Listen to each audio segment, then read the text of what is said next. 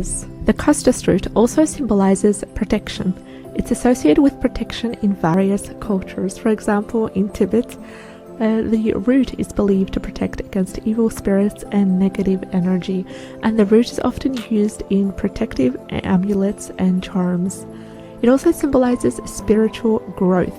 It's associated with spiritual growth and enlightenment. For example, in the Hindu culture, the root is believed to have the power to open the third eye chakra, which is associated with spiritual awareness and intuition.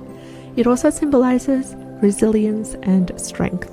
It's known for its ability to survive in a harsh and challenging environment, such as high-altitude regions in the Himalayas. As a result, the plant is often associated with resilience and strength, and is often seen as a symbol of perseverance in the face of adversity. The Costus tree and its root hold deep cultural and spiritual significance in various parts of the world, whether it's healing, purification, protection, spiritual growth, or resilience. The Costus root is a powerful symbol that's been revered for centuries. I hope you enjoyed today's video, and if you did, subscribe to the channel. I'd love to have you on board. Take care, and I'll see you in the next video.